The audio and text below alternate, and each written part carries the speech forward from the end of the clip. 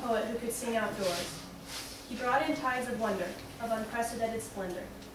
Wild roses from the plains that made hearts tender, all the funny circus silks of politics unfurled. Bartlett pairs of romance that were honey at the course, and torchlights down the street to the end of the world. This is an excerpt from a poem written in 1896 by a 16-year-old American boy. What could have inspired his heart to write such a beautiful piece of literature at such a young age? Who is this one American poet who could sing outdoors? Well, it paints in words a small picture of the great orator, politician, and man of faith, William Jennings Bryan. This poem spans 4 pages in G. Witcher's book, William Jennings Bryan in the Campaign of 1896, which attests to the impact Bryan had on people of all ages after listening to one of his speeches. Today we will first discuss why we chose him, one of the greatest and most influential political speakers of American history.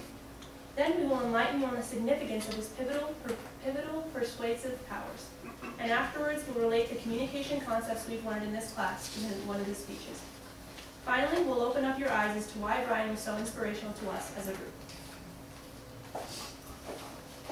First, let's discuss why we chose Bryan, and take a look at the speech that he is most known for, the infamous Cross of Gold speech. Now, what would be so fascinating about a political speech talking about turning the gold standard to a bimetal standard? Well, what really caught our attention was the sheer impact his speech had on the ears that heard it. In the Annals of America, Volume 12, published in 1968 in the Encyclopedia of Britannica, it states that Bryan's Cross of Gold speech is the most famous political speech in American history. Being so named must mean that Bryan used immensely powerful words and speech skills to mesmerize so many. The article also explained that the impact the speech had on the people that heard it. The response wrote by one reporter came like one great artillery. Men and women screamed and waved their hats and canes. A speech that elicits such a response deserves to be discussed and researched further. He came to the 1896 Democratic Convention as a long shot for the nomination, but moved the delegates to a frenzy of acclamation with his address known today as the Cross of Gold speech. As quoted from J. Gear's article, William Jennings Bryan on the Yellow Brick Road. He was known as the Nebraska Cyclone and completely dominated the election. Nobody had really expected too much out of him.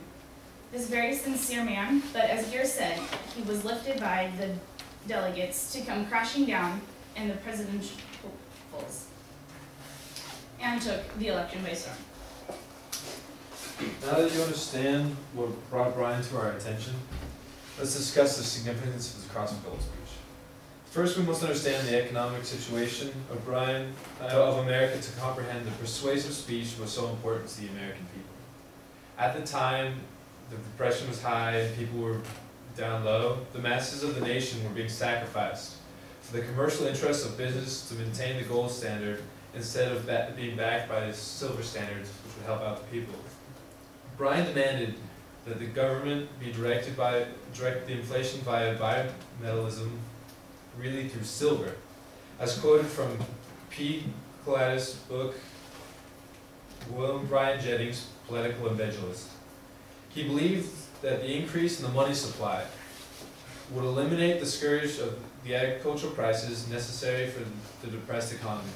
This is why it was praised as the best political speech in American history due to the special natural skills of William Bryan Jennings. This is the main reason silver is in circulation today. G. Witcher stated in his book, William Jennings Bryan, and the campaign of 1896 and 1893, he made another spectacular speech in Congress against the repeal of the Sherman Silver Purchase Act, which almost 1 million copies were distributed by silver mining owners, which after all this produced a horrible effect of William Jennings Bryan's. The Eastern Gold Democrats were appalled by Bryan's rhetoric and position on silver. Now that you understand what brought this man to our attention and the significance of his speech, let's discuss how his speaking abilities relate to what we've learned in our speech class. To start, one of the most important things when putting together a speech is being audience-oriented. When writing a speech, one must consider the audience they're speaking to, and what will capture their interest. Bryan was a master of this. As P. Coletta wrote in William Jennings Bryan, Political Evangelist, published in 1964 on page 138, the audience was with Bryan from the first. For a time, nothing could be heard except his voice, which carried clearly to the very doors of the hall, and the applause that greeted his remarks. In M. Kazin's book, A Godly Hero, The Life of William Jennings Bryan, published in 2006 on page 12, it states that he practiced by himself, occasionally in the woods. He said, "I left nothing undone that would contribute towards success." And finally, in his junior year, Bryan came first. The topic of his prize-winning speech was individual power. Practice makes perfect, right? This is another major aspect of excellent communication skills. Practicing is a key component of delivering a successful speech, and Bryan knew this. So much so that while he was a student, much like us, he received first place in a speech tournament due to his diligence. Another important aspect when speaking is your body language and hand gestures. At the end of the Cross of Gold speech, Bryan raised his arms up in a Christ-like fashion.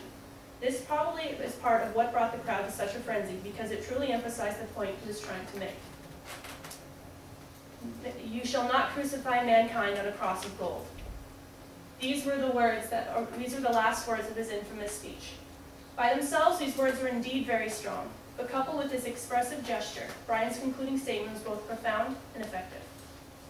This goes along with another key component of speaking, motivating your audience. Bryan's conclusion in his speech is filled with motivation, exhorting the American people to do what he so fully believed was right. This is proof that, as we've learned, every aspect of a speech is important, from thesis to re-emphasis and audience motivation. Without a doubt, just hearing about this man and his striking skills as a speaker are inspiring. Edwards described him as a man of considerable personal magnetism and fine presence. He is an exceeding pleasant talker and is fond of dealing in well-rounded phrases. His speeches abound with poetry. William Jennings Bryan, also known as the Great Commoner, showed determination and accomplishment. He was a confident man who knew what he wanted and would never back down. Even to the point that in 1912, Bryan was appointed Secretary of State, but resigned in protest over war preparedness, as Wilson brought the nation into World War II. Bryan's faith and democratic instincts led to a profound suspicion of scientific elites and modernism. He rebelled at the suggestion that reason should test all things. To Bryan, the soul ranked high above the brain in importance. All men who enter politics seem to succumb to its corruption and become someone who they never were. Bryan, however, remained true to his principles and clung to his faith, living it out in every aspect of his life, including politics. Furthermore, Bryan inspired us with the fact that he was who he was. No difference between his public life and his political life.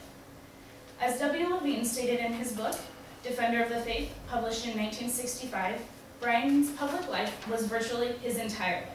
The people were his family, the platform was his study, crusading into relaxation. To find a politician who actually cares about the people he leads so much so that he dedicated his whole life to speaking to them is a rare and valuable thing to find. As you've seen, William Jennings Bryan was an amazing, inspirational, and truly powerful speaker. Today we've discussed why we chose William Jennings Bryan as our speaker, and then explained the significance of his most infamous speech, the Cross of Gold speech.